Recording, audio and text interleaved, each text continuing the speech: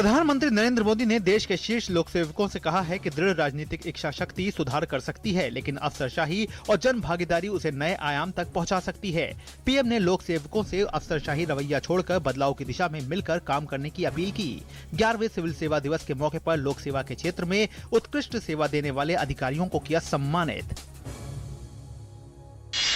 प्रधानमंत्री नरेंद्र मोदी अपनी सरकार के सुशासन और विकास के महत्व के मद्देनजर कल भारतीय जनता पार्टी शासित राज्यों के मुख्यमंत्रियों को संबोधित करेंगे।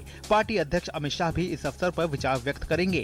इस बैठक में 13 मुख्यमंत्री, 5 उप मुख्यमंत्री और कई केंद्रीय मंत्री उपस्थित रहेंगे।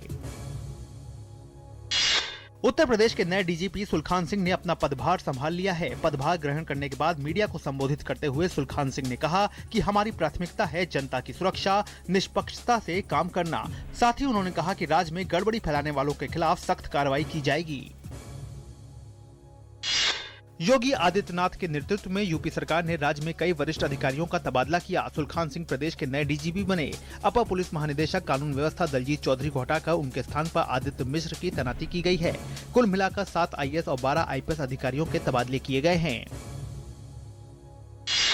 उत्तर प्रदेश की योगी सरकार ने राज्य की पूर्व अखिलेश सरकार की बहुचर्चित आगरा एक्सप्रेसवे परियोजना में 11,500 करोड़ रुपए की कथित अनियमितताओं की जांच कराने का निर्णय लिया है। जांच में एक्सप्रेसवे के लिए भूमि अधिग्रहण, निर्माण गुणवत्ता, निर्माण के लिए टेंडर दिए जाने और मुआवजे की अदायगी तथा भूमि खरीदारी की लागत जैसी अनियमितताएं शामिल हैं।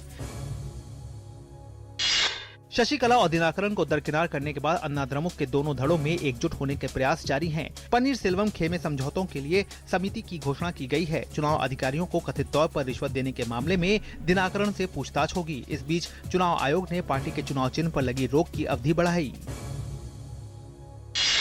प्रधानमंत्री नरेंद्र मोदी ने रविवार को नीति आयोग के गवर्निंग काउंसिल की बैठक बुलाई है। बैठक में अगले 15 साल के विजन डॉक्यूमेंट के साथ ही अगले 3 साल के एक्शन प्लान पर चर्चा होगी। डीडी न्यूज से खास बातचीत में उपाध्यक्ष अरविंद पनघड़िया ने बताया कि बैठक में कृषि, अर्थव्यवस्था, नीति आयोग के अगले 3 साल की कार्य योजना और कई अहम मुद्दों पर चर्चा होगी।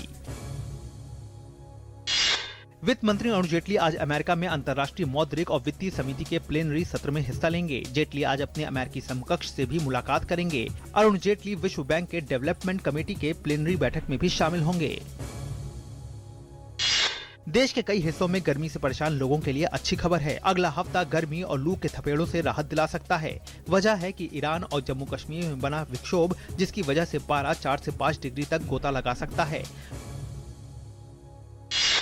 उत्तराखंड में तेज बारिश से हल्द्वानी में सड़कों पर पानी भर गया है। बारिश होने के कारण तापमान में गिरावट दर्ज की गई है। अफगानिस्तान के मजार शरीफ शहर में सैन्य अड्डे पर तालिबान आतंकवादियों के हमले में 50 से अधिक अफगान सैनिकों की मौत हो गई। अमेरिकी सैन्य प्रवक्ता ने इसे बड़ा हमला करार दिया है और कहा है कि अमेरिका के नेतृत्व वाले साझा सैन्य बलों पर इसका कोई सीधा प्रभाव नहीं पड़ेगा। प्रधानमंत्री मोदी ने अफगान सैन्य अड्डे पर हुए आतंकवादी हमले की निंदा की है।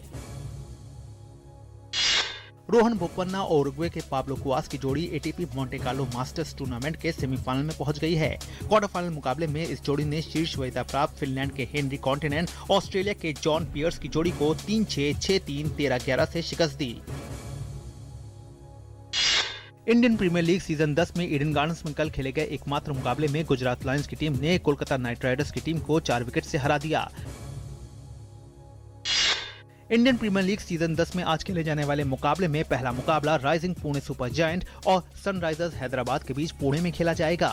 वहीं दिन के दूसरे मुकाबले में मुंबई इंडियंस का सामना दिल्ली डेयरडेविल्स से होगा।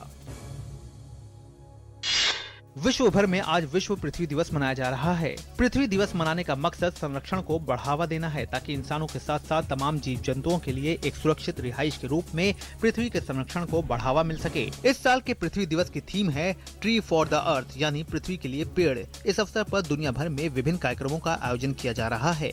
स्कूली छात्रों ने क्लीन एयर के लिए ट्रैफिक चौराहों पर जागरूक अभियान चलाया।